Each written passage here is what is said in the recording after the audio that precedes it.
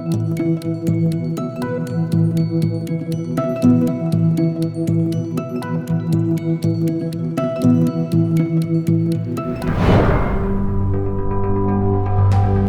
emision mundësohet nga ISP Broadcast. Përshëndetje shikues të nderuar të televizionit Arbëria, mirë se ardhat në emisionin bord. Ka pasur personalitete të shumta, të cilët kanë dhënë në kohë të ndryshme duke lënë gjurmë, si në arsim ashtu edhe në aspektin kombëtar. Ndërta ka qenë edhe Xhem Isuf Krasniqi, i cili tërë jetën e tij ja ka kushtuar arsimit dhe kombit shqiptar.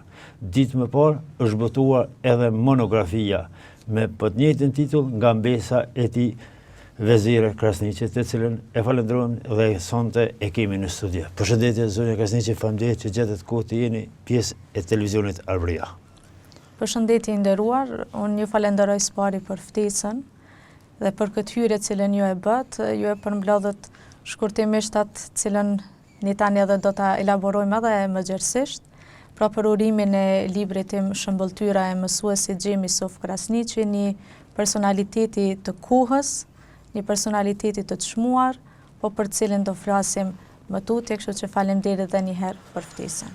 Keni bërë një punë të palëshme dhe një punë e cila është vlerësuar nga audienca, edhe pse pa kohë nga botimi, ka marrë jehun dhe ka gjetur përkraje ky libër, për faktin që është trajtuar një personalitet, po ashtu edhe për punën pa mohuar, punën e juaj, të cilën e keni bërë një punë të shkëlqyeshme. A kishim mundur më na tregu çfarë përmban kjo monografi kushtuar gjyshit të juaj Xhem Isuf Krasniqi? Shumë e vërtet se në momentin që libri është botuar, ka marrë komente jashtëzakonisht shumta, komente pozitive. Spari duke u nisur nga ajo që po del në dritë puna e një atletari, për faktin se Spari ai ka qenë një patriot i madh, mësuesi Xhem ka qenë një patriot i shuar i kohës dhe pastaj edhe një mësues i devotshëm. Dhe njerëzit duke e njohur figurën e tij, duke e njohur të kaluarën e tij, prejardhjen e familjes, kjo ka bërë që vërtet të merr një jehun të jashtëzakonshme ky libër. Dhe kjo mua si autore vërtet më gëzon shumë si fakt.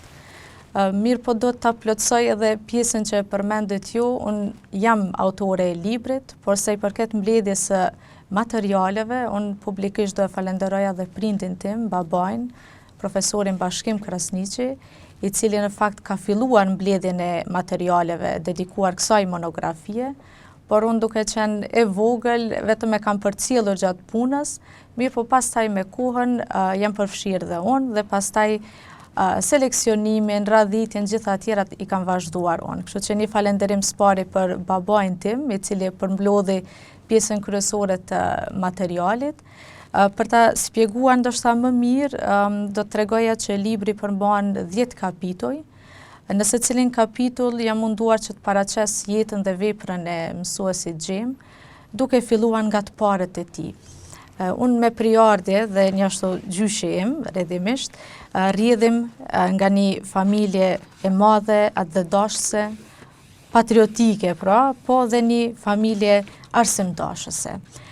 Ne prejardhjen ngemi nga Ali Mustafët e Negrocit të Drenicës, dhe pikrisht këtu kam dashur të filloj edhe historinë e gjyshit tim, mësuesit Xhem, duke pasur një të kaluar të tillë nga paraardhës të tillë, edhe figura e mësuesit Xhem nuk ishte si t'ishte ndryshe përveç se një njeri i përgatitur i kohës, një strateg i kohës dhe një njeri i cili donte t'i hapte shtigje të reja popullit të tij, por së pari t'i hap syt drejt arsimimit, një lëmije ndoshta të panjohur në atë kohë, sidomos për fshatin e tij. Andaj unë librin kam filluar me prejardhjen e mësuesit Xhem, fshatit, zanafillës së mësimit shqip në fshatin ton, pasi vetë zanafilla e arsimit shqip fillon në fshatin ton pikërisht nga Ali Mustafët. Gjyshi im ishte prej atyre cilët bëri shpërndarjen e abetares ilegalisht, fshehur azi, së bashku me Osman Osmanin, me Nushin i njohur në fshatin ton dhe me Basin Laj, Avdollahu. Edhe pikërisht kanë qenë këta njerëz cilët në mënyrë fshehurazi kanë filluar shpërndarjen e abetares shqipe. dhe përderisa është bërë fshehur azi, kjo nënkupton që rrethanat kanë qenë vërtet jashtëzakonisht të vështira për atë kohë, mirë po duke u bë ballë kohës, duke sfiduar kohën, ai deshi që vërtet populli i tij të dalë në dritë dhe të fillojë arsimimin shqip. Për shikuesit tonë, në cilën kohë ka jetuar mësuesi Gjim? Mësuesi Gjim ka lindur në vitin 1919. Duke pasur parasysh kohën në cilën ai ka lindur, mësimet e para personalisht nuk i ka marrë në gjuhën shqipe. Ai ka marrë në gjuhën serbo-kroate dhe kjo ka qenë një prej piknisjes kryesore të tij, pse ka dashur që një herë për gjithmonë armiku të zhduket nga vendi ynë edhe arsimimi të fillojë në gjuhën shqipe. Më i takon kësaj periudhe, një periudhe të errët, një kohë të errët për popullin tonë, duke parë malltretimet cilat janë bërë, sidomos fëmijëve në atë kohë, duke qenë dhe vetë nxënës, nga mësuesit e tyre të quajturit daskal të asaj kohe, mësuesi Gjim asnjëherë nuk ka arritur të kuptoj faktin se pse fëmijët nuk guxojnë të flasin shqip. Ai është rrit në një familje ku adhetaria duhet të ketë një rol jashtëzakonisht madh në formimin e njeriut, edhe prandaj ka qenë një farforme një person i cili jo vetëm se i bëri ballë kohës drejt arsimimit të tij, edhe shpërndarjes ditorisë, pa që i vogël, ai ka bërë ballë kohës duke folur shqip edhe në atë periudhë të tillë. Ndoshta sot tingëllon shumë e thjesht nëse flas edhe them që ai ka folur shqip. Për ne do të ishte ndoshta e pakuptueshme se pse ka qenë aq e vështirë, mirë po duke qenë se atëherë edhe janë dënuar, janë rrahur nga mësuesit e tyre, pikërisht ka qenë ky dënim i cilin edhe ai vetë e ka marrë për shkak se ka ndodhur që ka folur shqip. Nga cila moshë ka filluar këtë veprimtari? Adhetare, ta themi me plot gojën dhe arsimdarse. Dhe a keni mundur të ulëm tani të nxjerrni në dritë nga është frymëzuar? Ata të cilët do e lexojnë librin, besoj që këtë përgjigje do e kenë shumë të lehtë ta marrin, për faktin se unë jo rastësisht përmenda që në kapitujt e parë përmendet prejardhja e mësuesit Gjim. Duke u rritur në një familje të tillë, familja përndryshe kishte edhe kullën e Ali Mustafëve, një kullë në cilën kanë gravituar emra të mëdhenj të kohës, si Haxhi Zeka, Shaban Pulluxha, e shumë njerëz të tjerë, Bajram Curri, Alushe Murat Smajli. Nga aty ka filluar frymëzimi i tij i parë. Mirë po, duke përmend edhe më herët atë që thash se duke qenë se u shkolluar në gjuhën serbo-kroate, mësimet e para i ka marrë në gjuhën serbo-kroate, malltretimet cilat janë bë fëmijëve në atë kohë, veçanti fëmijëve, por dhe vetë popullit, ka bërë që të mendohet edhe një herë për gjithmonë të vendosë të marrë rrugtimin e tij si mësues. Për ata të cilët nuk e kanë njohur figurën e tij, është ndoshta një risi nga libri, i cili do të nxirret për herë të parë për disa. Ai ka qenë edhe pjesëtar i luftës nacionale për bashkim të trojeve shqiptare. Domethënë një detaj i cili për disa do të jetë ndoshta risi, për faktin se e ka njohur vetëm si veprimtar, si mësues. Dhe në kohë kur ka qenë një regjim i tillë dhe ti nuk ke guxuar të përmendesh faktin që ke qenë një luftëtar i tillë, jo për faktin se ti nuk e pas guximin, pasi këtij njeriu nuk i ka munguar guximi, një njeri i cili i bëri ballë këtyre sfidave, besoj që çdo njeri do e kuptonte një gjë të tillë, mirë po, duke përmend kohën, ne vetë do e kuptonim që vërtet do kishte qenë e vështirë të përmendet fakti që ka qenë luftëtar, për faktin se veprimtaria e tij si mësues nuk do të mund të vazhdonte ashtu sikur se ka vijuar ai. Kështu që frymëzimet kryesore ai ka marrë nga familja, mirë po dhe nga rrethanat e kohës në cilat ai është gjendur. Po shkojmë paralel, po flasim edhe për librin edhe për protagonistin e këtij libri. Po. Sa keni pas të vështirë të mbledhni argumente, dëshmi, dokumente për të botuar në libër, apo i keni ruajtur si familje dhe në çfarë forme, sepse po flasim për një kohë bukur të gjatë, bukur të largët, e cila ka ndodhur. Edhe so keni mundur të dokumentoni të gjitha ato që janë të vërteta, por që libri kërkon edhe dëshmi edhe prova, sepse ky libër i ka lënë saqet e një libri të rëndëmt. Pikërisht. Duhet të përmend faktin se ky libër, mbledhjen e materialeve, daton që nga viti 2008. Janë bërë plot 42 vite prej kur mësuesi Gjim ka ndruar jetë.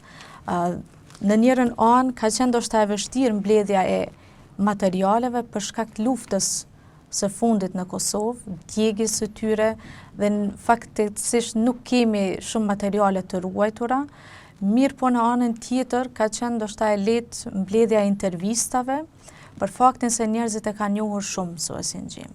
Dhe me thënë në anët ku ai ka punuar, pasi ky ka vepruar në zonën e Drenicës, Lapushës, Anadrinis, në përfshatra të shumta, edhe njerëzit e kanë njohur. Momentin që e ke ndalë dikë rrugës dhe e ke pyetur në fal, do të marrim disa informata rreth mësuesit Gjim, ose kemi kërkuar një prej nxënësve të tij, bashkëpunëtorëve të tij, menjëherë ka qenë përgjigje se ata e kanë njohur.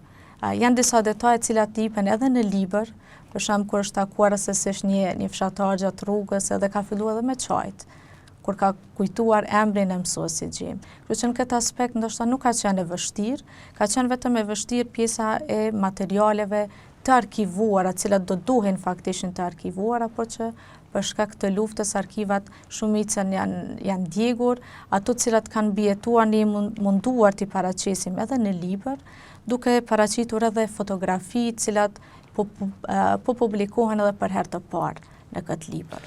Gjatë shkrimit të librit, nëse ka të bëj me një antar të familjes, nga njëherë ndoshta rrëmbejnë empatia ose emocionet për familjarin. So ju keni përmbajt aspektit të realitetit, të figurës së personalitetit të mësuesit Gjim. Në këtë drejtim, jo si familjare, jo si gjysh, po si një autore një libri, të dëshmuar me fakte dhe argumente. Po, një pyetje shumë e qelluar kjo.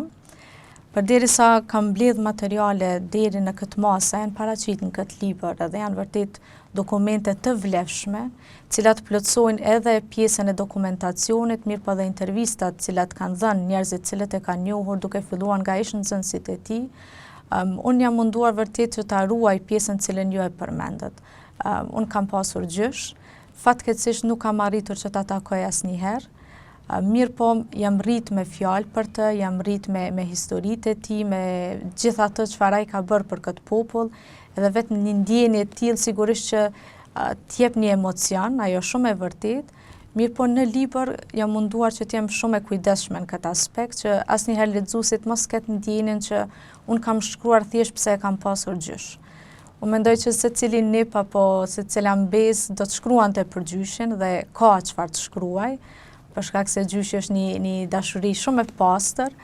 Mirë po, sa i përket mësuesit Gjim, këtu kam qenë shumë e kujdesshme.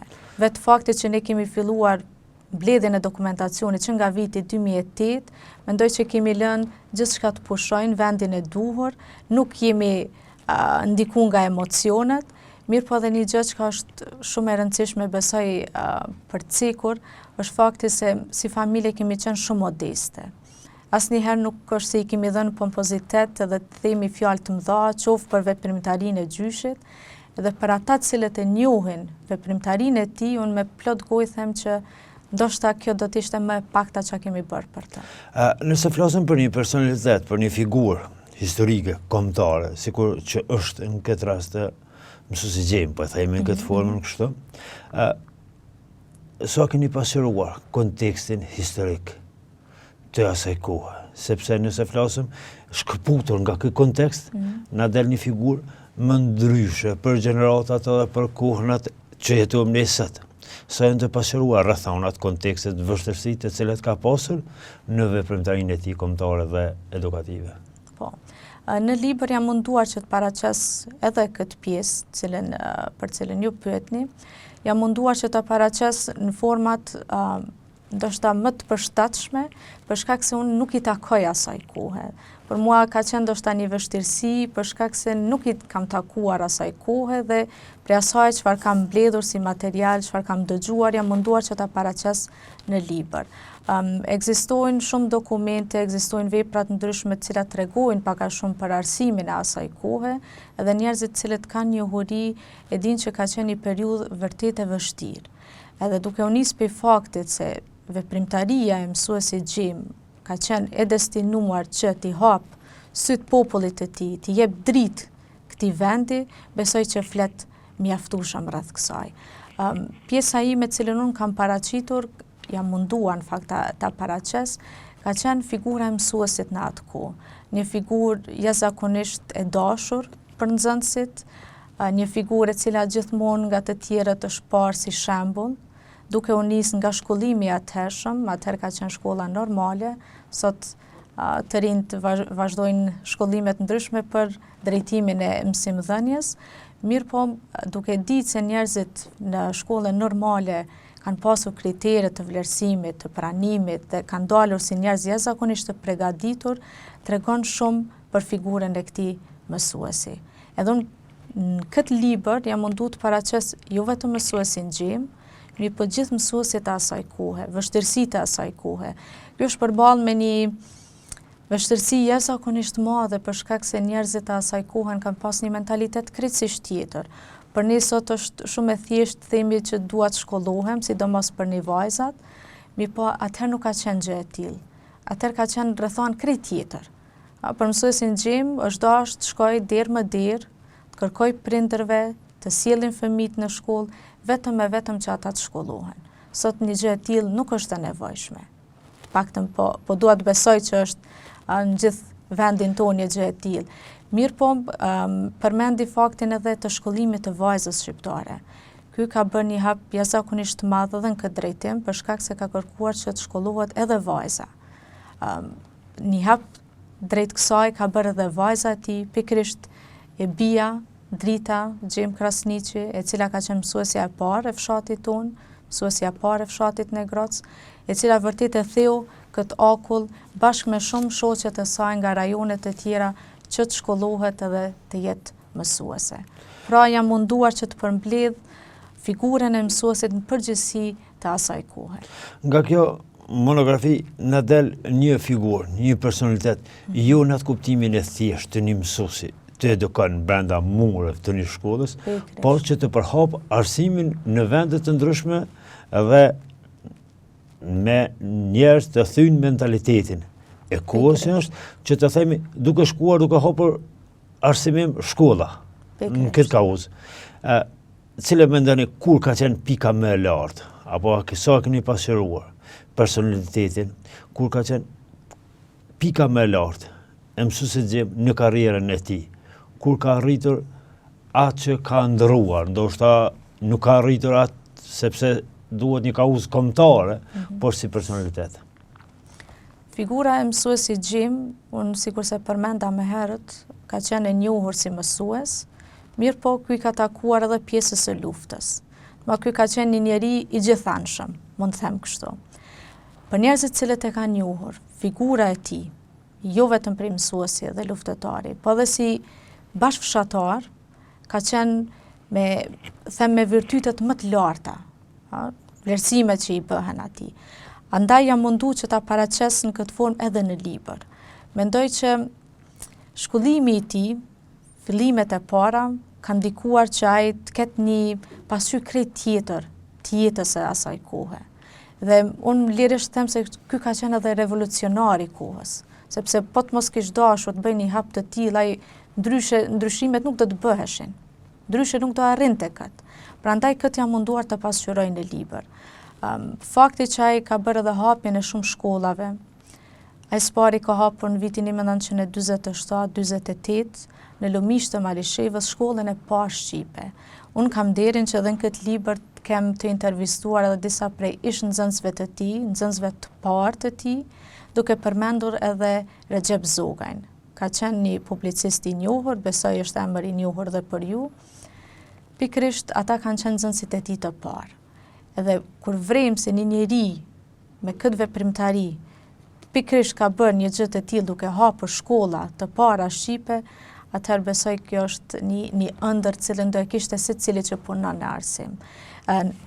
Nëse keni dëshirë, unë do të ndaja me ju vetëm një fragment shumë të shkurtër të asaj se si e përshkruan Recep Zogaj figurën e mësuesit Gjim, pikërisht për atë që e përmenda dhe unë me herët si një dritëdhënës i shkronjave shqipe. Recep Zogaj shkruan kështu: Dhe tani të rrëfej për takimin e parë e të paharruar me mësuesin tim fort të dashur, Gjim Krasniqin, nga negroci i Drenasit, i cili u bë simbol i dritës së re që po depërtonte në errësirën shekullore që mbretëronte gjithandej podrimës e llapushës. Merita e këtij mësuesi ishte shumë e madhe për arsimimin e brezit të parë të fëmijëve në atë kohë fort të vështirë. Besoj ky është një fragment i bukur, i cili e pasqyron më së miri veprimtarinë e tij dhe pikërisht këto momente kur ai në secilin vend që shkoi dha dritë, u mundua që për secilin fëmijë të gjindej mundësia që ai të fillon shkollimin, besoj që kjo ka qenë pika kryesore e veprimtarisë së tij. Të veprosh në dy aspekte, si në aspektin edukativ dhe adatar, në atë kohë ka qenë sfiduese. Sa është sfiduar në kohë, në jetën e tij, personaliteti i Gjim Krasniqit? Po sigurisht, nëse mendojmë kohën cilën ai ka vepruar, veprimtaria e tij nuk ka qenë e lehtë. Unë ju përmenda faktin që ai ka qenë edhe luftëtar i nacionales. Dhe si luftëtar i tillë, të vazhdosh karrierën si mësues, ka qenë jashtëzakonisht e vështirë, edhe kjo ka qenë arsyeja pse kjo pjesë ka mbetur pak në hije, për faktin se po të dilte një gjë e tillë në dritë, ai sigurisht se nuk do vazhdonte misionin e tij si mësues, për faktin se ai ka qenë edhe 3 herë para pushkatimit pikërisht për këtë arsye. Mirë po ka pasur njerëz të mirë të kohës, cilët janë munduar të shpëtojnë, ndoshta duke gënyer se ai nuk ka qenë luftëtar, ka qenë diku tjetër, ka punuar dikun, edhe nuk ka qenë luftëtar dhe kështu pastaj ka shpëtuar. Edhe për këtë arsye kjo pjesë ka mbetur pak në hije për të vazhduar misionin e tij si mësues. Vetë fakti që i ka taku një kohë ku mentaliteti i njerëzve ka qenë jashtëzakonisht i ulët, duke menduar që ndoshta fëmijët do e kishin më mirë të punonin në shtëpi, se sa të shkonin në shkollë, kjo ka qenë besoj luftë në vete. Prandaj unë çdo herë edhe në libër e kam cekur edhe do doja ta përmend sërish, se ai ka bërë 2 luftra, jo vetëm atë me pushk, por edhe atë me pend. Kjo ka qenë besoj lufta e tij e dytë, po që ka sjell vërtet sfida të mëdha në jetën e tij. Pasi të shkosh në shtëpi, edhe të kërkosh fëmijët që të shkojnë në shkollë, për prindrit e atëhershëm ka qenë ndoshta e papranueshme. Ka pasur shumë të atill, përmend madje edhe Recep Zokaj fragmentin e cilit lexova më herët, edhe ai vetë ka përmendur faktin se si kryeplaku i fshatit paraqiste fëmijët e tij si më të madh në moshë, vetëm që fëmijët mos shkojnë në shkollë. Ma besoj kjo ka qenë një ndër sfidat e tij kryesore me cilat është ballafaquar. Po të njëjtën kohë duke përmend edhe faktin që koha në cilën ai ka takuar ka qenë një kohë kur shqiptarët edhe janë shkruar edhe si turq, për shkak të rrethanave të tilla, duke mos mendu atë se çfarë do të jetë ardhmja nëse vërtet do të shkruheshin si të tillë. Ky ka bërë edhe këtu ndikimin e tij të madh, duke mos i lejuar që të shkruhen si të tillë. Thjesht ju ka kërkuar që nëse ju jeni shqiptar duhet të shkruheni shqiptar. Prandaj kjo përfshin betejë të shumta dhe sfida të shumta në karrierën e tij. Duke botuar këtë monografi, keni trajtuar një protagonist, por në kuadër kësaj janë nxjerr edhe kontekste të ndryshme, konteksti historik, konteksti social dhe konteksti adatar. Jo vetëm për një personalitet, për një figurë. Sa është e rëndësishme kjo monografi për gjeneratat e reja, për njerëz që të shohin historikun e një periudhe kohore, që në këtë rast është një protagonist, një adëdashës dhe një arsimdashës që ka shpërndar dritë dhe ka rrezatuar sa ka qenë gjallë dituri. Po. Unë këtë pjesë pak ndoshta do e plotësoja, jo vetëm sa ka qenë gjallë, mirë po gjithë puna e tij që ka bërë, po tregon që po jep frytet e veta edhe këtu. Po pikërisht edhe në libër, se përket pyetjes tuaj, po libri është munduar që të përfshi gjithë këtë pjesë, edhe aspektin historik, edhe kulturor, edhe shoqëror. Prandaj edhe jo rastësisht këtu kam mbledhur edhe disa këshillat e tij, të cilat ai ka lënë për gjeneratat e reja. Është më së rëndësishme edhe një prej motiveve kryesore që më ka bërë që të shkruaj këtë libër, ka qenë pikërisht ajo që gjeneratat e reja njohin njerëz sikur mësuesi gjim.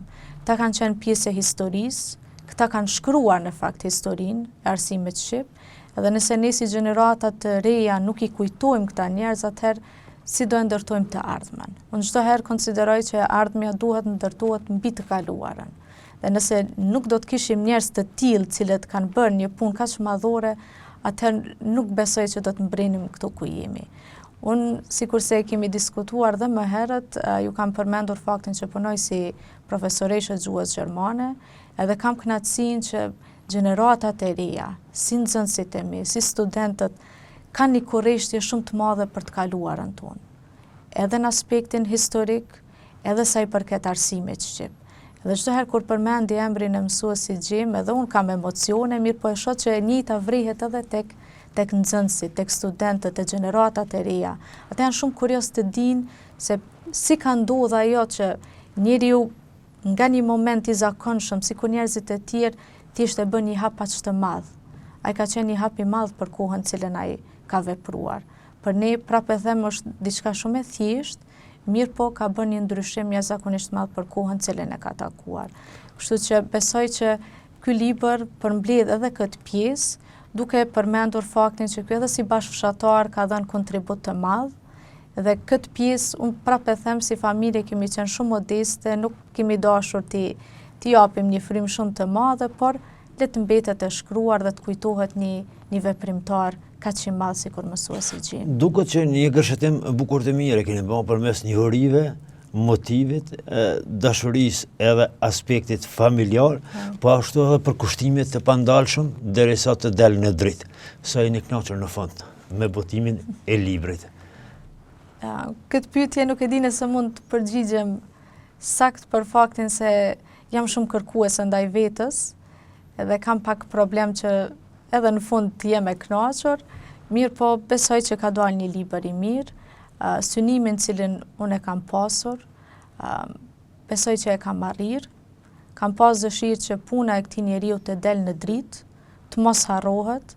Ky emër ka qenë i paharruar, për arsye se njerëzit çdo herë e kanë përmendur, mirë po besoj që është gjithmonë mirë, edhe sipas historisë, edhe sipas gojdhënave, që gjithmonë ajo që ka thuhet edhe të shkruhet që të mbetet histori, për ndryshe ajo do të harrohet. Kështu që pikërisht kjo ka qenë një prej arsyeve që më ka bërë që të mendohem që ta shkruaj. Mirë po, besoj që ky libër mund të plotësohet, andaj unë publikisht edhe përmes televizionit tuaj i ftoj gjithë ata cilët e kanë njohur dhe cilët ndoshta nuk kemi arritur t'i intervistojmë, nuk i kemi takuar, ndoshta të na ndihmojnë qoftë me informacione të reja, me intervista të reja, me fotografi e shumë çka tjetër që do ta pasuronte këtë libër në botimet e radhës. A është arritur një amanet, ta themi, një porosi e gjyshit për faktin që brezat e tij, pas të familjarët e tij, pothuajse pjesa dërmuese janë të shkolluar, kanë arritur shkollim të lartë akademik, po ashtu edhe është dalë në dritë veprimtaria e tij. Po, sa i përket familjes, amanetin e tij... Sepse ka qenë një ëndër e përmendëm, e diskutuam që shkollim dhe vetëm shkollim. Pikërisht. Sa i përket familjes, jo një pjesë dërmuese, por ne familjarisht kemi arritur që ta plotësojmë kërkesën e tij që të shkollohemi. Fatmirësisht e kemi plotësuar këtë pjesë. Mirë po edhe sa i përket shoqërisë, unë besoj që ne jemi në hapa të mirë të shkollimit, të arsimimit, mirë po gjithmonë duke kërkuar edhe më tepër. Besoj që ne si komb kemi shumë për t'i dhënë kësaj shoqërie, andaj besoj që mund të punonim dhe më tepër. Arsimi ndoshta për momentin ka nevojë për një shtysë më të madhe, lë për të dëshiruar, mirë po çdo herë mundohem të jem pozitive, kur konsideroj që ky njeri në ato kohë të errta ka bërë një revolucion të kohës, atëherë pse ne të mos e bëjmë. Ne flasim shqip, shkollohemi shqip, andaj besoj që për ne do të ishte shumë më e lehtë ta bënim një hap të tillë. Dhe pse jo çojmë në vend edhe më tepër amanetin e tij.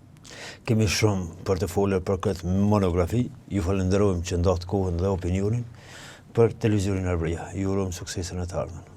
Unë ju falenderoj juve spari për faktin që një ftesë e tillë ka qenë e mirëpritur për mua, për të prezantuar një libër të tillë, duke dashur që edhe gjeneratat e reja të shikojnë emisione të tilla edukative, kulturore dhe të mësojnë shumë edhe për të kaluarën tonë. Kështu që faleminderit edhe një herë juve.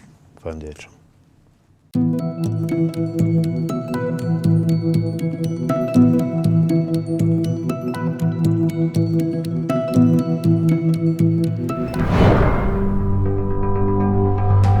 Ky emision mundësohet nga ISP Broadcast.